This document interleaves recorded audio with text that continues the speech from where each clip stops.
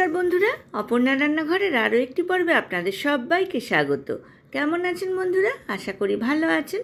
আর চলে এসেছি জন্মাষ্টমী স্পেশাল তালের মালপোয়া বা তালপোয়ার রেসিপি নিয়ে। ঝটপট বাড়িতে আমি কিভাবে এই তালের মালপোয়া বা তালপোয়া বানালাম সেই রেসিপিটাই আজ আপনাদের সঙ্গে শেয়ার করছি। চলুন দেখে নিই। একটা বড় বাটি নিয়ে নিয়েছি, তার উপর একটা ছাঁকনি নিয়ে নিয়েছি। দিয়ে দিলাম মেজারমেন্ট কাপের 1 কাপ ময়দা। মেজারমেন্ট কাপের 1 কাপ মানে ছোট চায়ের কাপের 1 কাপ। ময়দাটাকে খুব ভালো করে চেলে নিলাম। এইবার এর মধ্যে দিয়ে দেব 1/2 কাপ গুঁড়ো চিনি। চিনিটা কিন্তু সম্পূর্ণ আপনারা আপনাদের পছন্দ মতো ব্যবহার করবেন। আমার কাছে গুঁড়ো চিনি ছিল, তাই আমি গুঁড়ো চিনির ব্যবহার করেছি। আপনারা কিন্তু অবশ্যই নর্মাল চিনির ব্যবহার করতে পারেন। দিয়ে দিলাম 1/2 কাপ সুজি। এইবার দিয়ে দেব তালের পাল্প। আমি আগে থেকেই তালের পাল্পটা বার করে রেখেছিলাম। মেজারমেন্ট কাপের 1 কাপ তালের পাল্প আমি বাটির মধ্যে দিয়ে দিলাম। ময়দা, সুজি, চিনি আর তালের পাল্পটা খুব ভালো করে মিক্স করে নিচ্ছি। বন্ধুরা যারা প্রথম থেকে আমার সঙ্গে আছেন তাদেরকে অনেক ধন্যবাদ। আর যেসব বন্ধুরা প্রথম আমার চ্যানেলে ভিজিট করছেন তাদেরকে আমার চ্যানেলে স্বাগত জানাই। এইবার দিয়ে দিলাম 1 টেবিল স্পুন মৌরি আর দিয়ে দেব 1/2 টেবিল স্পুন বেকিং পাউডার। খুব ভালো করে সব কিছু মিক্স করে নিচ্ছি। এইবার অল্প অল্প করে দুধ দিয়ে এর একটা স্মুথ আর ঠিক ব্যাটার বানিয়ে নেব।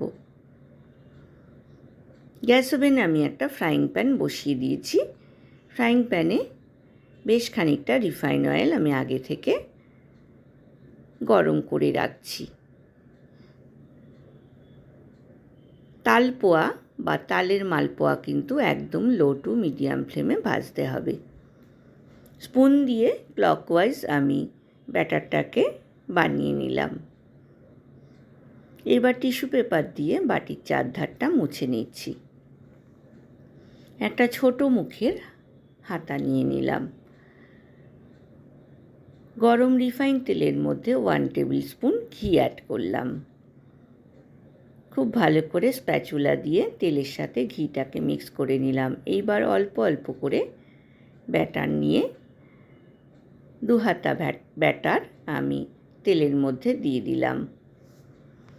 অনবরত ঝাঁঝরি দিয়ে এক একটা তালপোয়া বা মালপোয়ার উপরে আমি তেল স্প্রেড করতে লাগলাম।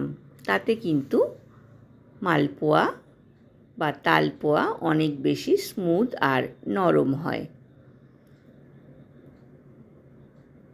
দুটো মালপোয়া ভেজে তুলে নেওয়ার পর আমি আরও 2 হাতা ব্যাটার ফ্রাইং প্যানের মধ্যে দিয়ে দিলাম। অনবরত ব্যাটারের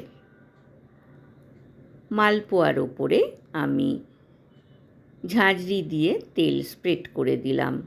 আরও 1 হাতা ব্যাটার নিয়ে আমি ফ্রাইং প্যানের মধ্যে দিয়ে দিলাম আর ঝাঁঝরি দিয়ে তেল স্প্রেড করে দিলাম। এইভাবে আমি সবগুলো তালের মালপোয়া বা তালপোয়া বানিয়ে নেব। আপনারাও বন্ধুরা বাড়িতে বানান আর জন্মাষ্টমীতে ভগবানকে নিবেদন করুন।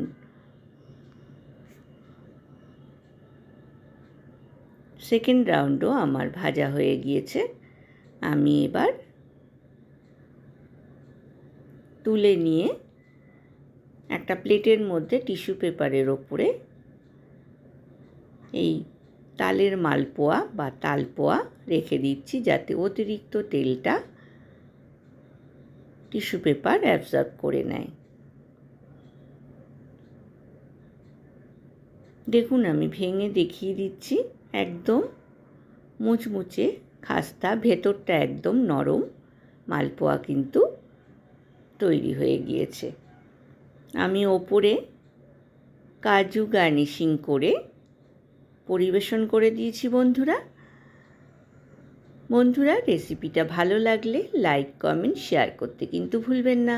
পাশে থাকা বেল আইকনটা প্রেস করবেন, তাহলে আমার নতুন নতুন রান্নার নোটিফিকেশান বা আপডেট কিন্তু আপনার কাছেই প্রথম পৌঁছবে। আজ এ পর্যন্তই বন্ধুরা, দেখা হবে আবার নতুন রেসিপি নিয়ে। ভালো থাকবেন, সুস্থ থাকবেন। ধন্যবাদ।